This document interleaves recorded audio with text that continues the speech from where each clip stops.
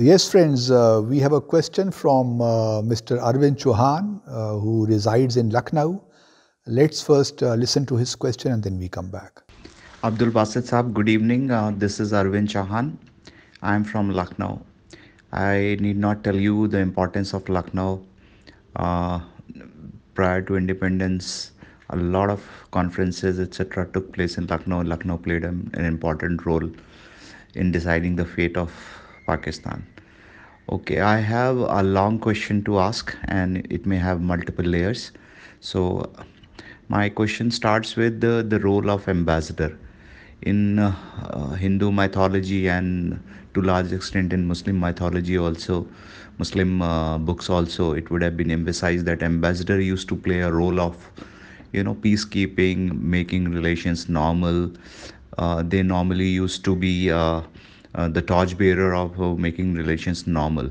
But what I have seen both on Indian and Pakistan side, and since you had a noble career in diplomacy, and you've been considered and respected very well in India, if I look back at your career here, I did not see much of an inroad at your end to smoothen the relationship and bringing goodwill. The same would have been true with the Indian counterparts of yours also at Islamabad. But my question is, among India and Pakistan, so much of hostility, three, four wars have already taken place. I don't think our ambassadors have not played enough role to smoothen the relationship. In fact, try to find out ways and means to further the relationship, create people to people connect. Instead, what I saw in the media and what I have gathered is every time the Pakistan ambassador, which included you also, in your various blogs also and vlogs also, you have mentioned during Nawaz Sharif's meeting with Modi when he took over the reins of India as a first term of Narendra Modi, when Mr. Sharif had come over. You said he did not meet the Hurriyat. The Kashmir issue is a thorn in the flesh between India and Pakistan. Raking it by the ambassador and the embassy of Pakistan at New Delhi, that the normal relations cannot be made.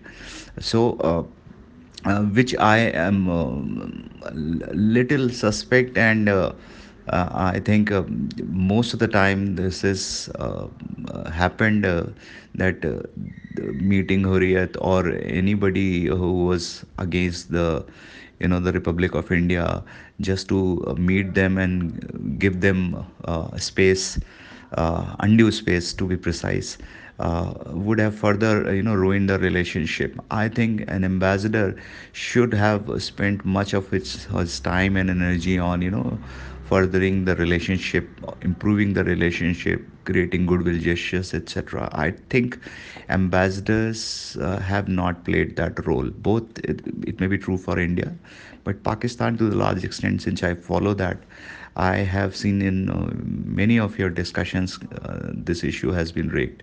When we know that it is not going to go down well with India, I think that's where the ambassador role had been lacking. Thank you very much, Mr. Chauhan, for your very interesting question. I had the privilege of visiting your beautiful city and also having, Tunde ke kebab, I remember.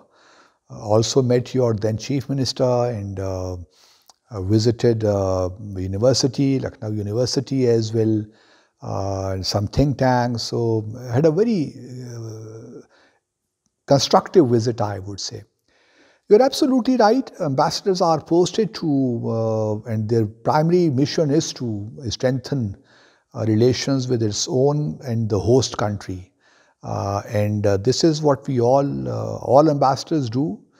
And when I was posted to India as Pakistan High Commissioner, that was also my desire and my mission statement, that I would try to see as to what are the possibilities for enhancing bilateral cooperation, between our two countries by removing all the irritants and trying to nudge the two countries towards resolving the long pending disputes, particularly the Jammu and Kashmir dispute.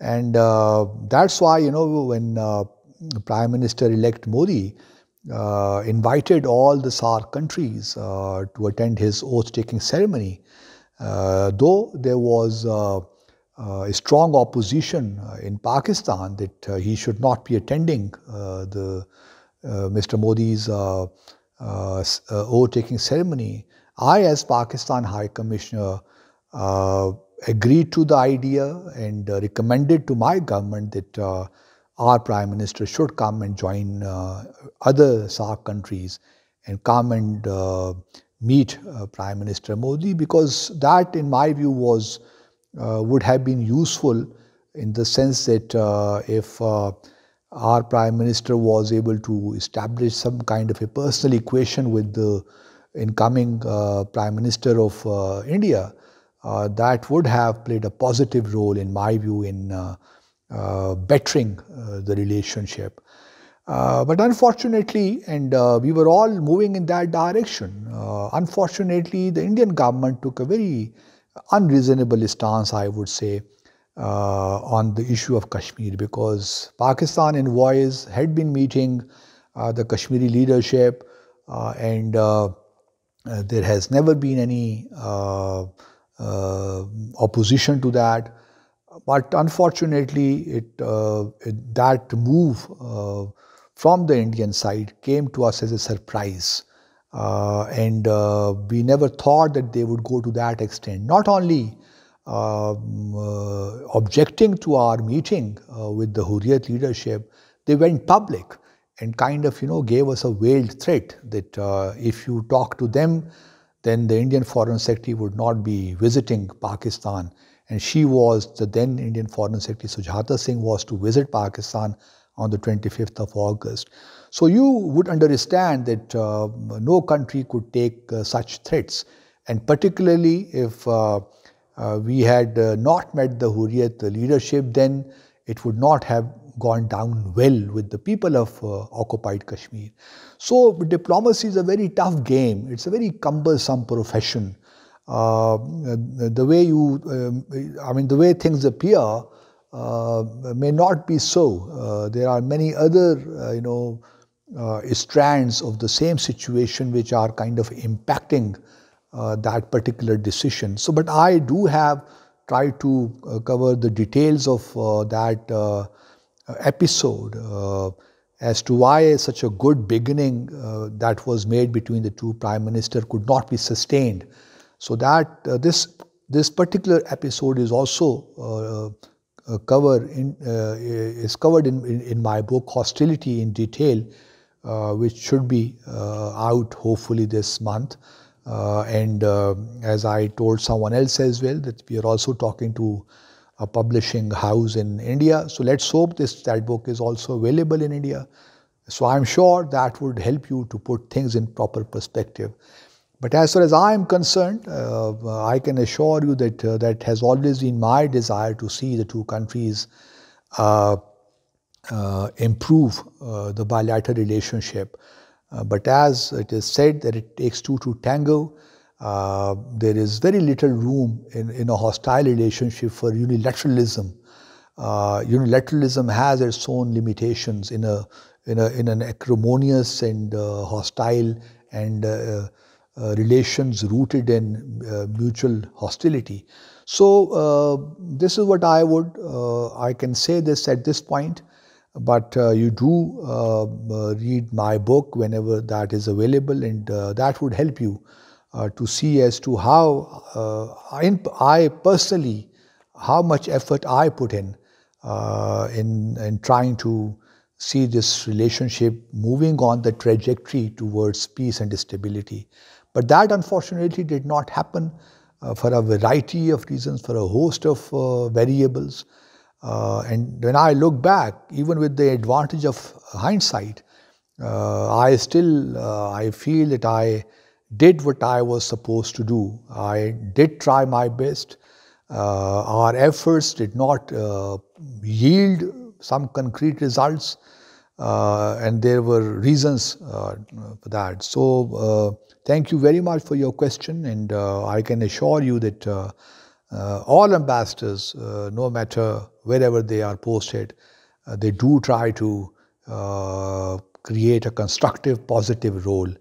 But then that constructive, positive role can be sustained or can be taken forward if it is, if it is also reciprocated. If it is not reciprocated, then obviously there are hindrances, there are problems. And what happened in August 2014 when India rejected or opposed to our meeting with the Hurriyat, that I think was the point where Pakistan also got some sense that BJP government under Prime Minister Modi was not, we got the sense that Mr. Modi was not Vajpayee. And then we had seen what happened on 5th August 2019. All our apprehensions, our suspicions came true. So thank you very much for your question.